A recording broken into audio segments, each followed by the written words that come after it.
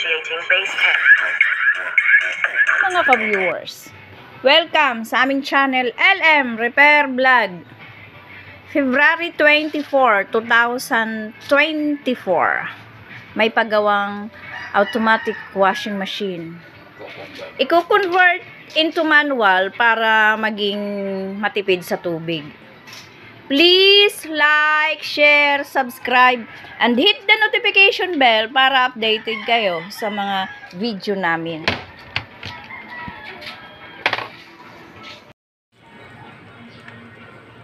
Ito na yung nilagay kong sa timer. Ito yung sa wash. Ito yung sa spin. Yan yung spin pang wash. Binutasan ko na lang dyan, lagyan ng tornilyo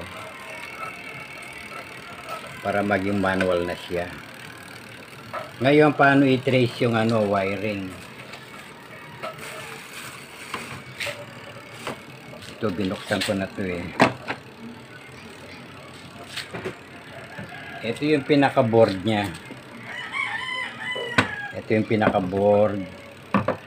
Ito yung motor. Yellow tsaka red. Yan ang reverse niya. So, ang common, laging kulay brown yan. Ito yung kulay brown. Medyo akbakan natin ng konti para matesting natin. Ito yung pinaka-common. Itong kulay blue, makikita nyo naman sa sa actual sa motor. Yung neutral yung kulay blue.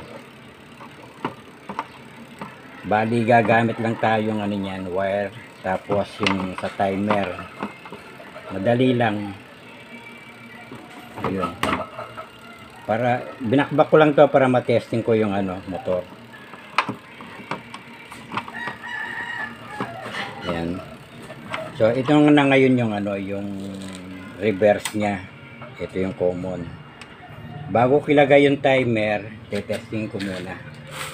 Actual ko muna.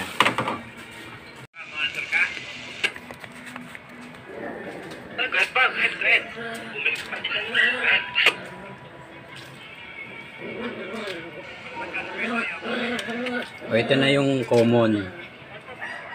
Itetestingin ko sa sa kung gumagana yung reverse ng motor. Ipa-plug ko muna.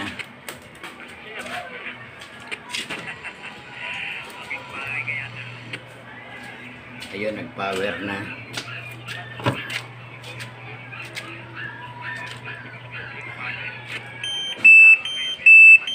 Ito na yung motor. Ayun gumana siya.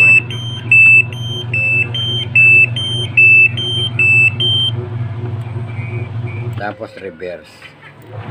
Ayun nag-reverse siya.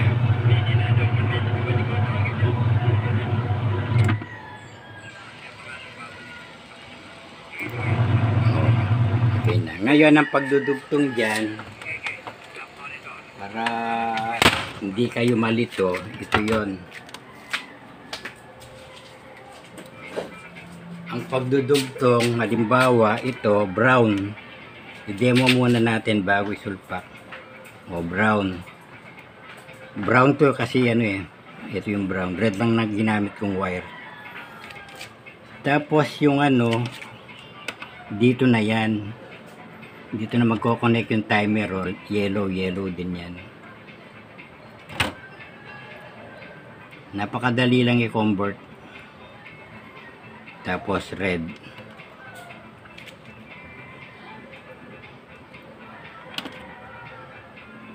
Ayun, red. Sa naman sa spin, ganun din. Bali switch lang to. Dito lang pupunta yan.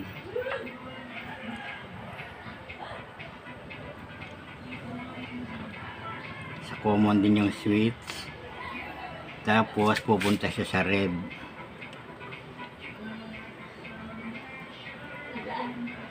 Yan, red yung spin niya. Ngayon, tetestingin natin ang actual. Buksan natin para makita.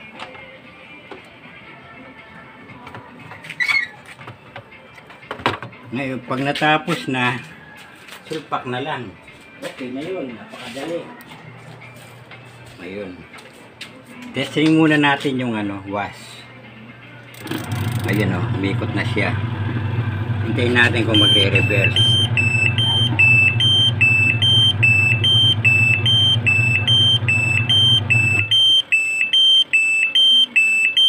Ayun, nag-reverse siya. Wow.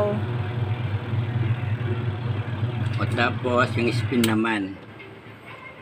Ito yung spin. O, yun. Spin yan. Ayan na, o. Huwag lang pagsabayin. Pag naka-spin, huwag iikot yung wash. O, yun na yan. Yan, ganyan lang kadali. O, tapos, wiringan lang. Iayos yung pagkasara. Okay. O, pag na-manual na, itong wash saka spin, hindi pwedeng pagsabayin mag-on yan. May posibilidad siyang ma-short yung yung wiring. Kung spin lang talaga. O yun, spin yan. Hindi siya pwedeng ikot yung washing. Ngayon, pag natapos na itong spin, halimbawa yan, natapos na yung spin. Dito ka naman sa wash ngayon. Ayun ang wash.